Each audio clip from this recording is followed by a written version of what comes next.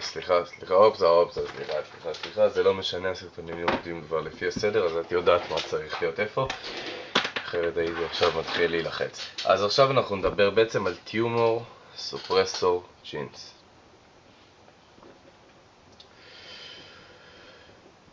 אז כמו שאמרתי, ואני אחזור שוב ושוב, these are caused, אוקיי, אז נגיד סרטנים של הגנים האלה are caused by loss of function or of tumor suppressing genes.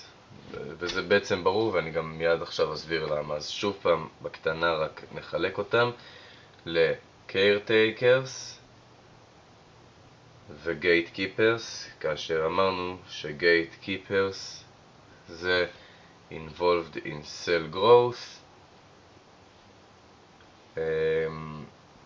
ו-regulate directly, נכון?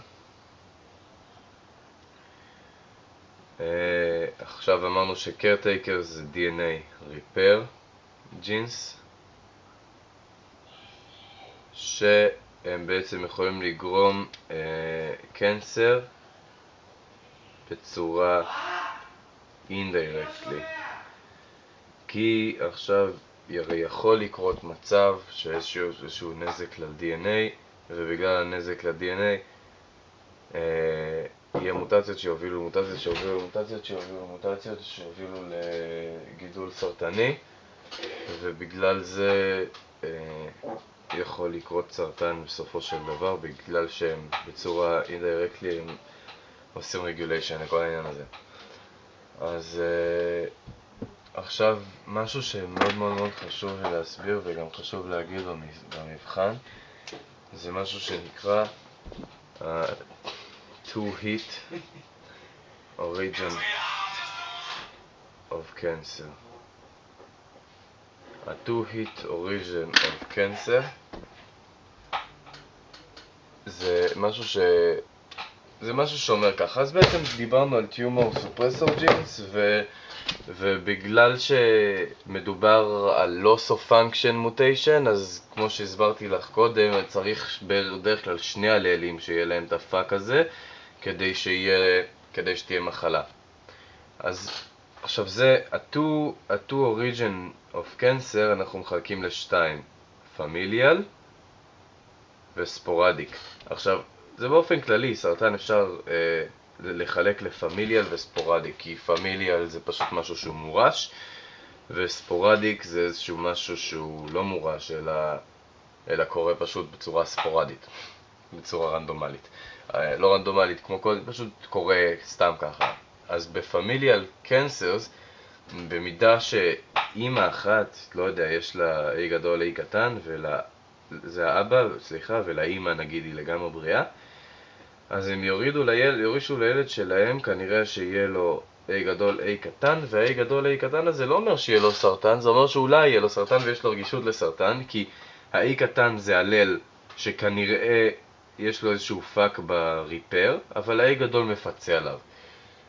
אבל את מסכימה איתי שהאינדיבידואל הזה כנראה נמצא בסיכון הרבה יותר גבוה לחלות בסרטן מאשר מישהי שאין לה, או מישהו אחר שאין לו את המוטציה הזאת בגן אחד.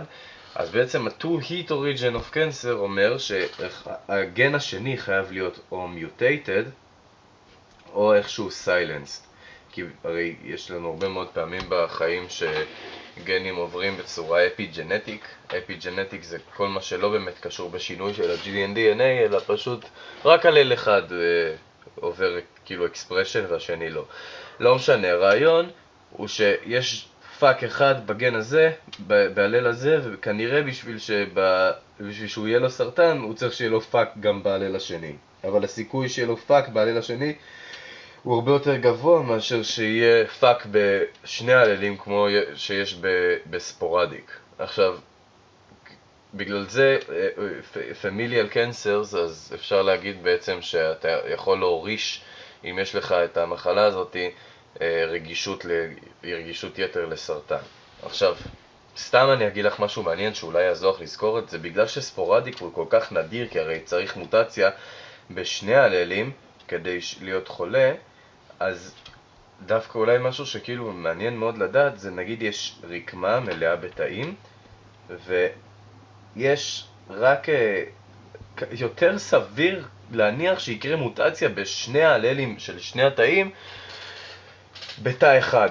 עכשיו נגיד זה קרה בתא הזה, זה נקרא מונוקלונל טיומור, כי הוא מתחיל רק בתא אחד. לעומת זאת בפמיליאל, אם יש רקמה, אז יותר סביר להניח שזה יקרה ביותר מתא אחד, כי צריך כולה הלל אחד שידפק, אז זה יקרה ב-1, 2, 3, 4, 5. בסופו של דבר המונוקלונל טיומור הזה עדיין יודע לעשות מטסטזיס כמו חתיכת חרה, אז הוא יכול לדפוק את הוא יכול לעשות את אותו סרטן. זה סתם דבר אולי שמעניין לדעת ולהבין שה-2 hit origin of cancer אומר שכנראה כדי שיהיה לך סרטן אתה צריך ששני הגנים שלך יהיו דפוקים, וההבדל בין פמיליאל לספורדיק זה שבפמיליאל יש כבר אחד דפוק מלידה, ובספורדיק אין שום דבר וצריך שני פאקים, כאשר בפמיליה צריך רק פאק אחד. אז עכשיו אני אתחיל לדבר על רטינובלסטומה ועל ליאופראומני סינדרום ועל כל הסינדרומים בעצם של טיומור סופרסור ג'ינס, וזה ממש ממש ממש ממש מעניין בעיניי. רטינובלסטומה, נתחיל ככה, אני אעשה את זה בירוק, בסדר? אז רטינובלסטומה זה גן, וכאילו אני באמת מקווה שראית את הסר סייקל, ואם לא אני אתשאל אותך תכף, כל עבר עתיד, אני כבר לא יודע מה לעשות. יש נגיד את התא הזה, ואמרנו שאיזשהו growth factor גורם למיץ ג'ין, מיק ג'ין, לעשות טרנסקריפשן פקטור, והטרנסקריפשן פקטור הזה מתחבר כאן לגן הזה. הגן הזה עושה ציקלין D נדמה לי ו-CDK4, שביחד עושים פוספוריליישן לכלב הזה, שנקרא RB פרוטאין, או RB1 פרוטאין, והוא בעצם עוזב עם השיניים שלו את הטרנסקריפשן פקטור, והטרנסקריפשן פקטור הזה מקודד את מה שצריך בשביל שהסל יעבור מ-G1 ל-S phase. אז בעצם אנחנו יכולים להגיד שה-RB פרוטאין הזה זה איזשהו רגולטורי פרוטאין, שלא נותן לטרנסקריפשן פקטור הזה לעבור עד שהוא עובר פוספוריליישן, ואז הוא משחרר את הטרנסקריפשן פקטור, והטרנסקריפשן פקטור הזה מקודד דברים שבסופו של דבר גורמים לתא לעבור הלאה, לעבור שלב, או לעבור דרך הגייט, וזה בעצם הגייט קיפר שאנחנו מדברים עליו כל הזמן.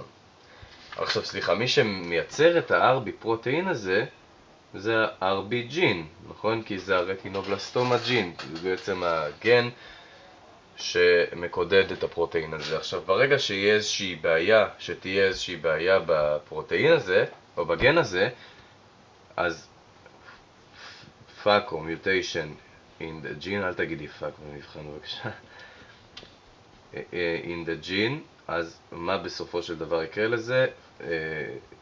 fucked פרוטאין,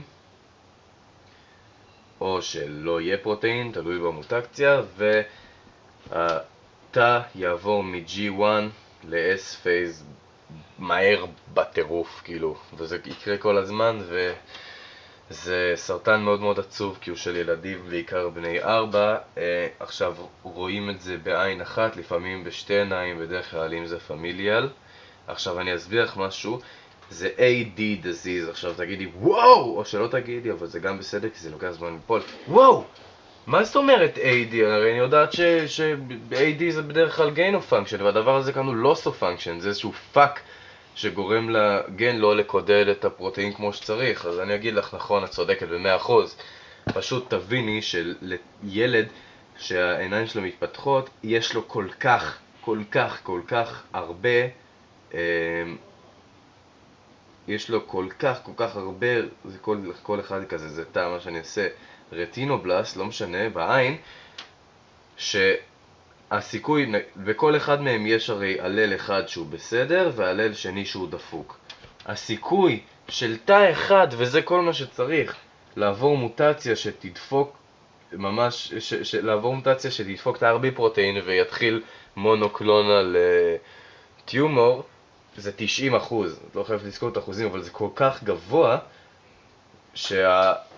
שבעצם רטינובלסטומה הם כבר החליטו לקרוא לזה AD, כי אם יש למישהו את המחלה הזאת, כנראה סביר מאוד מאוד להניח, אם יש לו את הגן הזה, שיהיה לו גם סרטן. לא ידוע למה זה קורה קודם כל בעין, אבל בגלל שזה גן שכל כך ידוע וכל ה-pathway הזה של regulation of cell cycle, מן הסתם זה אנשים שיש להם רטינובלסטומה מוצאים אצלם גם גידולים אחרים. הדוגמה השנייה מתוך נדמה לי 4 שאני רוצה לתת לך, שמאוד חשוב לי שתדעי את כולם, זה לי פראומני סינדרום. עכשיו, כמו שהסברתי בסל סייקל, ובאמת חשוב להבין מה קורה בסל סייקל, ליד נגיד ה-RB פרוטאין בסכמה שלנו, יש לנו כאן את כל העניין הזה שנקרא בעצם P53. אמרנו שציירנו אותו כמו ברקס כזה, נכון? אז עכשיו הברקס הזה יודע לעצור את הסל סייקל, וברגע שיש בו דפקט הוא יודע גם לעשות ריפר ואפופטוזיס, וברגע שיש בו דפקט מן הסתם שיהיה קנסר, והוא כל כך חזק שהוא נקרא The Guardian of Genome, שומר הגנום. אז למי שיש defect in P53,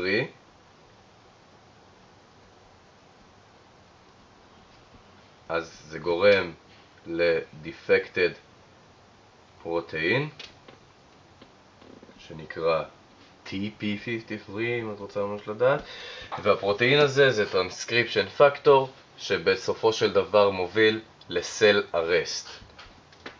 טרנסקריפשן פקטור לסל ארסט. עכשיו ברגע שיש איזשהו דפקט בגן של P53, אז TP53 הוא לא יוצא טוב או שהוא בכלל לא יוצא, ואז התא לא מסוגל לעצור את עצמו לפני כשהוא רואה שיש איזשהו damage ל-DNA, והוא לא עושה גם אפופטוזיס וזה גורם לסרטן. עכשיו הלי-פראומני סינדרום הזה זה פשוט, איך נקרא לזה, susceptibility, שכבר אני מקווה שאת יודעת שזה רגישות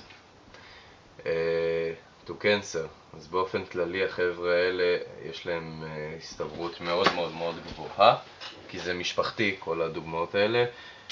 מישהו ירש דפקט בעלל אחד מתוך השניים של P53, אז יש לו הסתברות די גבוהה שיהיה לו סרטן בכל מיני מקומות כאלה ואחרים בגוף. בוא נראה רגע איפה עכשיו שמת לי את כל השאר.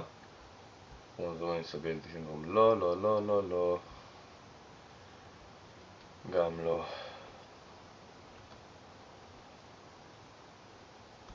רגע. טוב, חבל הזמן שלך, אני אעצור כאן ואני אמשיך תכף, אבל לא להפסיק כי זה חייב להיות במקשה אחת.